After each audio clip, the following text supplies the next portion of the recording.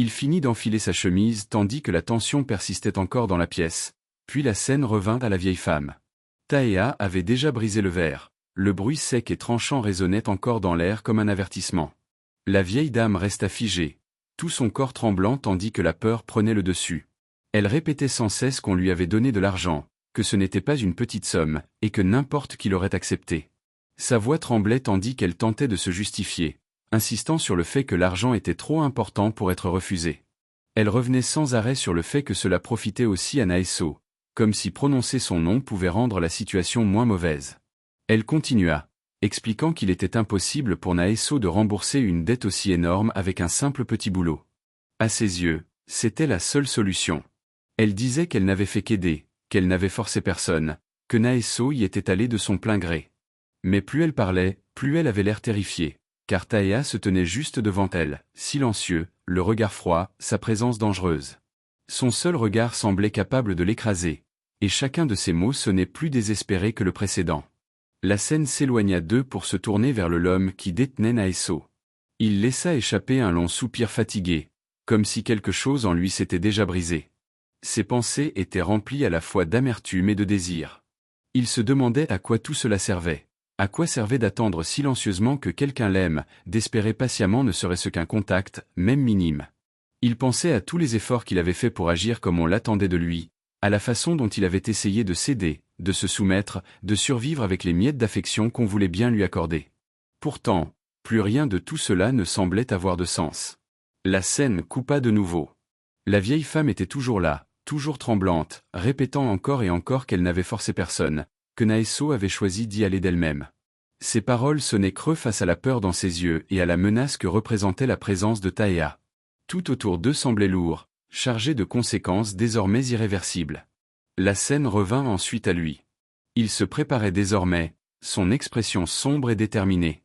Il y avait du regret dans ses pensées, le sentiment que s'il avait su que les choses tourneraient ainsi, quelque chose aurait peut-être pu être différent. Mais il était déjà trop tard, et tout ce qu'il pouvait faire maintenant, c'était avancer, en portant le poids de tout ce qui s'était passé. L'idée lui traversa l'esprit qu'il aurait pu simplement l'attacher et mettre fin à tout sur le champ.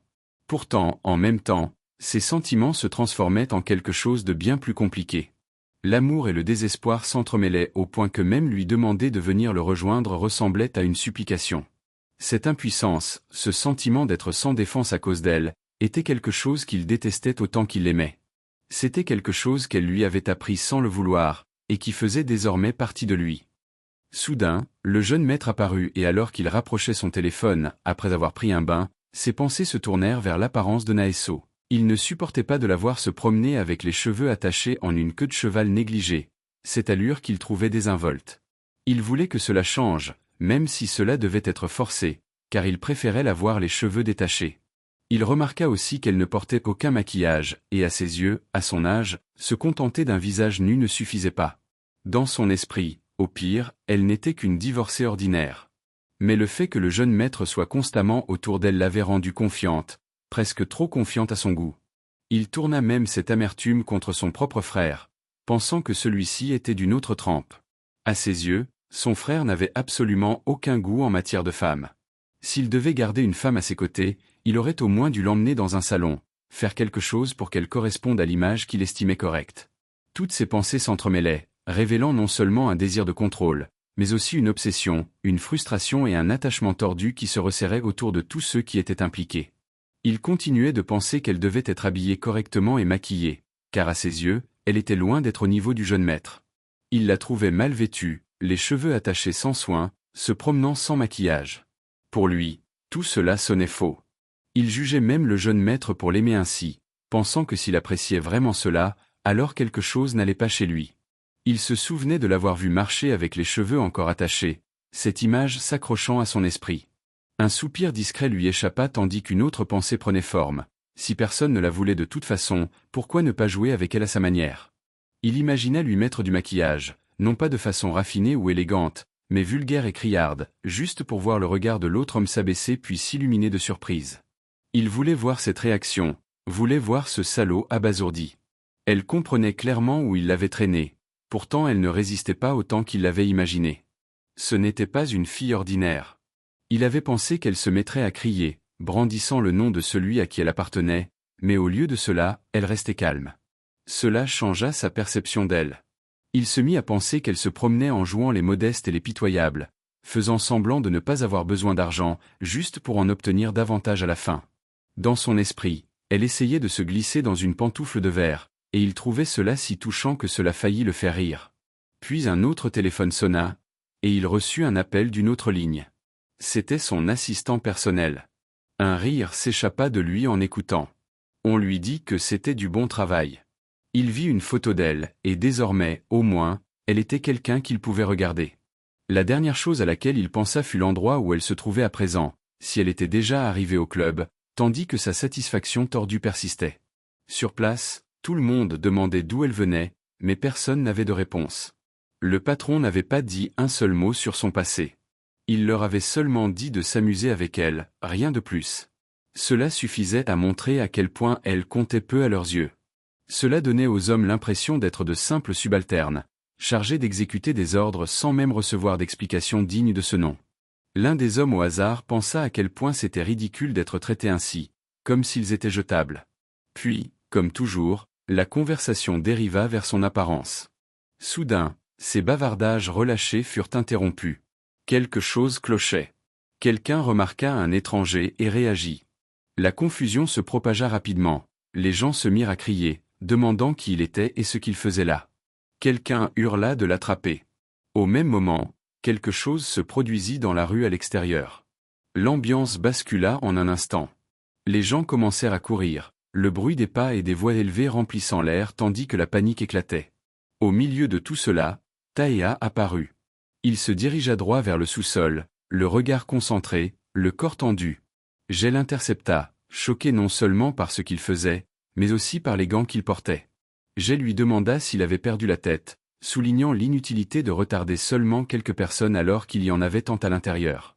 Il le prévint que le nombre jouait contre lui, qu'il y avait bien plus de gens là-dessous qu'il ne pourrait en gérer. Jay continua, disant que Taïa ne gagnerait pas beaucoup de temps. Qu'il réussisse ou non ce qu'il était venu faire, Jay rapporterait chaque détail au président. La menace était lourde, destinée à l'arrêter, mais Taïa ne répondit pas. Il ne discuta pas. Il continua simplement d'avancer. Il atteignit la porte et l'ouvrit. Les gardes du corps à l'intérieur le regardèrent avec une curiosité évidente. Les étrangers n'étaient pas autorisés dans cet endroit, et ils se préparaient déjà à le jeter dehors. L'un d'eux allait lui dire de dégager. Avant que quoi que ce soit d'autre ne puisse arriver, Taïa l'attrapa par la bouche et l'écrasa violemment contre le mur. L'impact fut brutal et soudain. L'homme s'effondra au sol, sonné, à peine capable de bouger. Taïa ne ralentit pas après cela. Il se jeta sur les autres. Il affronta tous ceux qui se dressaient sur son chemin, les uns après les autres. Ses poings et ses mouvements étaient implacables. Il fracassait leurs têtes contre les murs et le sol, leur corps s'écrasant lourdement. Un par un, ils tombèrent, incapables de suivre la force brute et le contrôle qu'il exerçait. On avait l'impression que tout l'espace était dominé par lui seul. Même en se faisant repousser et battre, certains continuaient de lui crier dessus, exigeant de savoir qui il était. Leur voix était pleine de colère et d'incrédulité, incapables de comprendre comment un seul homme pouvait les écraser ainsi. Taïa resta silencieux pendant la majeure partie de l'affrontement, le visage impassible tandis qu'il avançait à travers eux.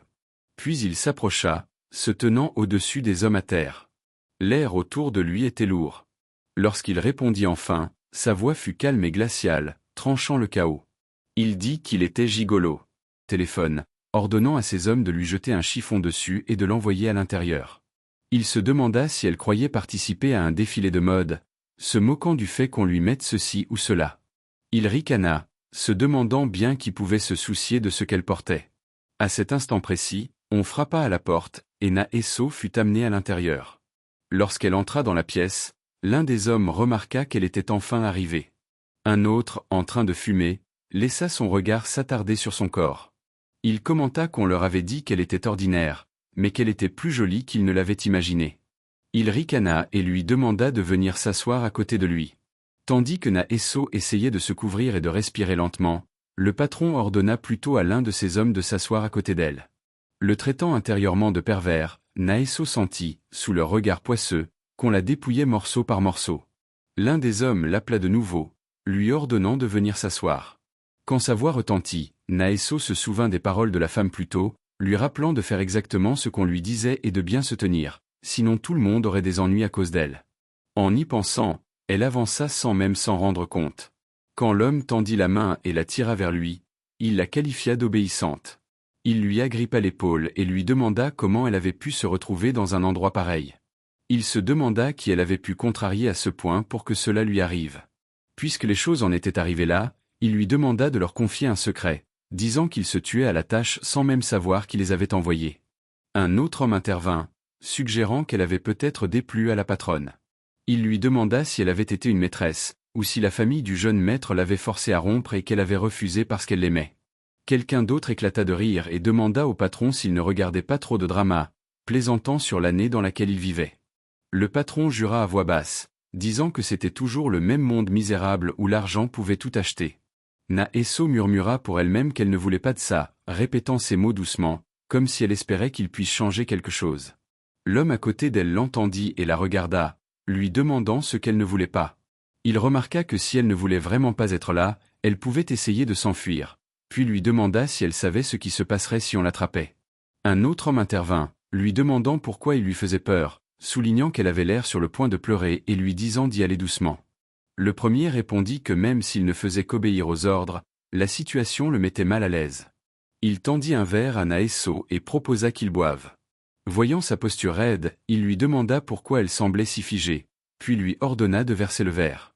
À cet instant, Naeso se souvint d'un événement passé.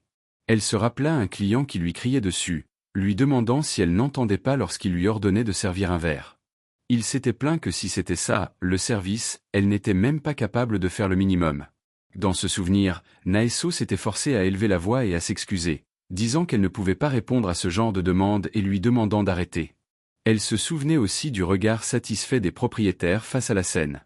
L'un d'eux s'était approché pour la prendre dans ses bras, disant à quel point c'était rassurant.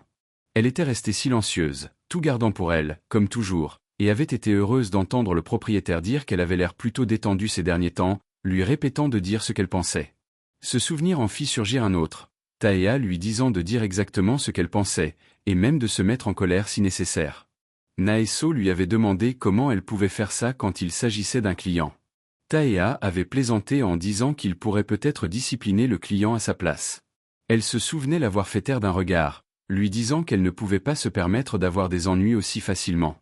Beomtaa avait ri, disant qu'elle pouvait désormais faire ce qu'elle voulait, puisqu'il n'y avait plus personne dont elle devait se soucier ni personne qu'elle risquait de blesser. En repensant au nom de Minchol écrit sur le mur, ses pensées dérivèrent vers une prière silencieuse.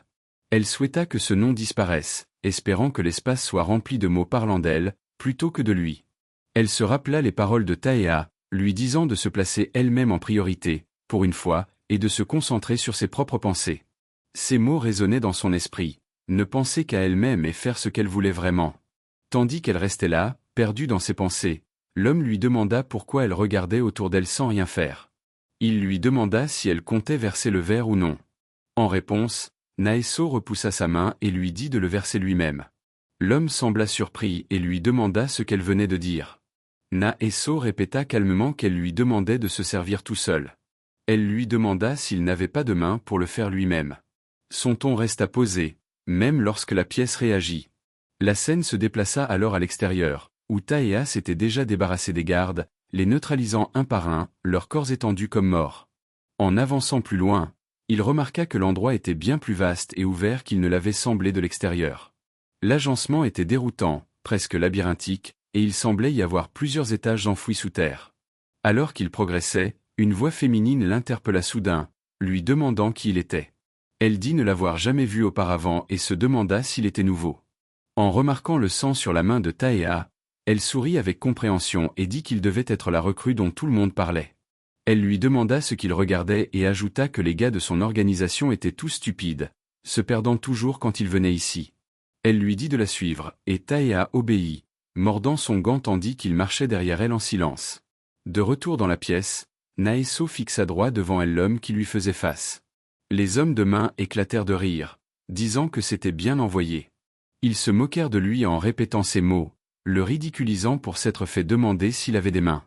L'homme s'énerva et ordonna à Naeso d'arrêter de faire la difficile, la prévenant que cela deviendrait vite ennuyeux si elle continuait. Il l'attrapa brutalement en jurant. Il l'accusa de se croire supérieure parce que les gens la trouvaient belle. Il lui demanda si elle pensait pouvoir le traiter comme un moins que rien pour cette raison. Il se pencha vers elle, disant qu'elle était jolie et que tout le monde semblait obsédé par elle. Selon lui, elle était devenue arrogante et avait perdu la peur, sans même comprendre ce qu'elle devrait réellement craindre. Il lui dit qu'elle allait bientôt le découvrir. En parlant, il attrapa sa jambe et se pressa contre elle. Naeso ressentit soudain de la douleur lorsque ses mains furent immobilisées. À cet instant, elle pria silencieusement pour Taea. Elle réalisa à quel point il lui manquait. Des souvenirs de son contact lui revinrent, et elle comprit quelque chose qu'elle n'avait jamais totalement admis. Même si elle ne l'avait jamais dit à voix haute, ses étreintes avaient toujours été douces. Quand il la tenait, quand ses grandes mains glissaient lentement le long de son corps, il n'y avait jamais eu de douleur. Maintenant, coincée dans ses mains brutales, elle comprit à quel point Taea avait toujours été attentionnée avec elle. Des larmes remplirent ses yeux, la comparaison devenant impossible à ignorer. L'homme remarqua ces larmes et ricana. Il commenta que, pour quelqu'un qui se donnait des airs fiers et supérieurs, elle pleurait bien trop facilement. Son rire résonna dans la pièce, lourd et désagréable. Soudain, un fracas assourdissant brisa l'instant, la porte venait d'être frappée violemment. Le bruit résonna à travers la pièce, coupant court au rire. Un homme cria, demandant qui était là. Une autre voix se joignit à lui, exigeant de savoir qui avait osé entrer. Une grande ombre apparut dans l'embrasure de la porte, s'étirant à travers la pièce. Naeso tenta précipitamment d'attraper ses vêtements, les mains tremblantes tandis qu'elle essayait de se couvrir. Elle leva la tête, cherchant à voir, désespérée de savoir qui venait d'arriver. Des larmes roulèrent sur ses joues tandis qu'elle fixait la porte. Le sbire continua d'interroger son subordonné. Il exigea de savoir qui diable il était et s'il se rendait compte de la personne qui se tenait devant lui. L'homme nia calmement toute familiarité, expliquant que c'était la première fois qu'il le voyait. Pendant ce temps, les yeux de Naeso, remplis de larmes, se levèrent vers la porte, et elle vit Taea debout juste devant elle. Son souffle se coupa tandis qu'elle essayait de dire quelque chose, l'esprit envahi par la confusion. Elle se demandait comment il avait bien pu arriver ici, incapable de comprendre pourquoi il apparaissait dans un endroit pareil. À ce moment-là, la jeune femme aperçue plus tôt s'approcha de Taea, demandant de quoi il parlait. Elle se demanda si l'homme qui se tenait là n'était pas leur nouvelle recrue, disant qu'elle l'avait déjà vu traîner dans le coin. Elle se demanda à voix haute s'il ne l'excluait pas simplement parce qu'il était beau. Un autre sbire l'interrompit cependant, lui disant d'attendre, car il lui semblait l'avoir déjà rencontré une fois. Il déclara l'avoir vu saluer Sang Wo-Yung plus tôt. Il ajouta que, ce jour-là, ils avaient paru familiers l'un avec l'autre, ce qui lui faisait penser que cet homme pouvait effectivement être un nouveau. Alors qu'un autre demandait s'il appartenait vraiment à leur groupe, il marmonna une insulte, commentant sérieusement à quel point le monde pouvait être injuste. Un autre sbire fit remarquer qu'avec un visage pareil, les femmes lui colleraient à la peau sans le moindre effort. Il dit que ça devait être agréable, lui demandant s'il s'amusait toujours simplement en entrant dans des endroits comme celui-ci. Quelqu'un ajouta que s'il avait un visage comme le sien, il l'envelopperait de bandages pour éviter la moindre égratignure. Pendant que la discussion continuait, Taea tendit calmement la main vers la table et saisit une bouteille d'alcool. Sans hésiter, il la vida. En voyant cela, l'un des sbires s'emporta, disant qu'il se montrait irrespectueux devant ses aînés. Taea répondit d'un ton égal, soulignant qu'ils avaient prétendu travailler, et leur demanda si c'était vraiment ce qu'ils appelaient du travail. Naeso continuait de fixer Taea, ses pensées tourbillonnant tandis qu'elle se demandait comment il était arrivé là et pourquoi il était venu. Elle se demandait s'il comprenait seulement quel genre d'endroit c'était.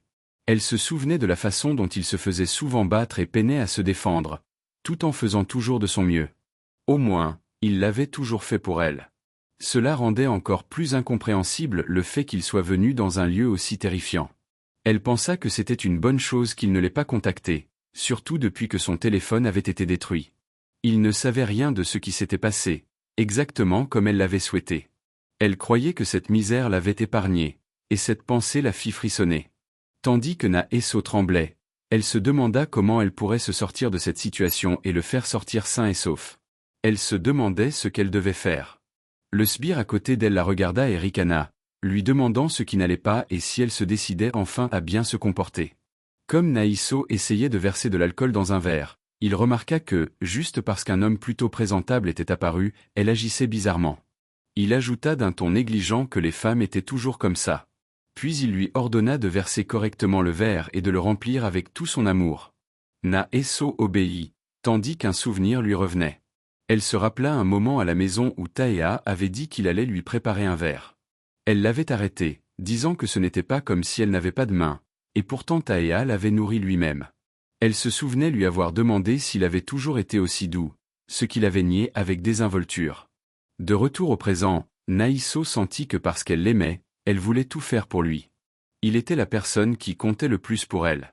Elle força un sourire, pensant que plus rien ne fonctionnait désormais.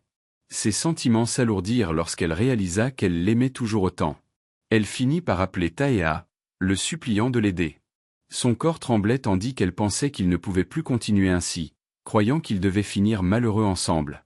Le sbire ricana, lui demandant si elle avait un problème à la tête, s'interrogeant sur ce qu'elle marmonnait depuis tout ce temps. Soudain, du sang éclaboussa la table lorsque le sbire fut violemment projeté contre elle, le verre brisé répandant du sang partout. Taea avait écrasé la tête de l'homme contre la table, l'avertissant de garder ses mains pour lui, déclarant calmement que leur vieux avait encore beaucoup de courses à faire. Le sbire hurla en demandant si ce bâtard avait perdu la tête. Voyant cela, Beomtaha donna un coup de pied dans la table, la renversant et les repoussant. L'un des hommes se précipita, tentant de l'entailler avec un couteau, mais Taea attrapa la lame et le frappa violemment, le mettant à terre. En un instant, une bagarre générale éclata. Naïso se couvrit les oreilles, le corps tremblant, figé sur place, essayant de prier au milieu du chaos. L'un des hommes blessés chancela jusqu'au canapé, pris de vertige, jurant à voix basse. Tandis qu'il lançait des insultes à Taea, le traitant de sale bâtard inutile, Taea attrapa sa main. Il se projeta en avant, saisissant son poignet gauche. L'homme le supplia d'attendre, le sang coulant tandis que sa voix faiblissait, mais Taea planta la bouteille brisée dans sa main. Le sbire hurla, s'effondrant sous la douleur tandis que l'agonie envahissait son corps. Taea se rappela l'image de cette même main agrippant l'épaule de Naïso plus tôt, et ce souvenir durcit sa détermination. Alors que l'homme continuait de crier, Taea expira lentement, un léger sourire apparaissant tandis qu'il relâchait la pression. Sans avertissement, une douleur aiguë frappa son dos. L'un des hommes l'avait poignardé par derrière. Taea fut projeté en avant et s'écrasa lourdement sur le sol. Le sbire se jeta sur lui, tentant de le maintenir à terre. Taea laissa échapper un soupir fatigué, lui demandant d'y aller doucement. Il se souvint de la promesse faite à Naïso de ne plus se faire blesser, et cette pensée l'alourdit. Attrapant le bras de son agresseur, Taha le tordit, forçant la lame à s'enfoncer tandis que le sbire se poignardait lui-même. Taea lutta pour se relever. Derrière lui, quelqu'un chargea de nouveau, levant une arme pour frapper, et Taea se retourna juste à temps. Mais l'instant suivant, l'attaquant s'effondra lorsque Naïso lui fracassa la tête avec une bouteille. Ce retournement soudain prit Taha au dépourvu. Un bref éclat de rire lui échappa malgré la douleur. Naïso lui cria dessus, lui demandant pourquoi il riait dans un moment pareil. Elle lui demanda s'il se rendait compte de ce qu'il faisait, s'il était devenu fou en venant ici. Taea tenta de se lever, admettant doucement qu'il l'était probablement. Il tendit la main vers Naïso, puis s'arrêta, répétant son nom encore et encore dans son esprit. Regardant sa main couverte de sang, il s'avança et l'enlaça, l'appelant Naïso. À cet instant, des voix résonnèrent tout près, annonçant l'arrivée d'autres hommes. En les entendant, Taea attrapa rapidement la main de Naïso. Il l'exhorta à partir, insistant pour qu'ils s'enfuient ensemble.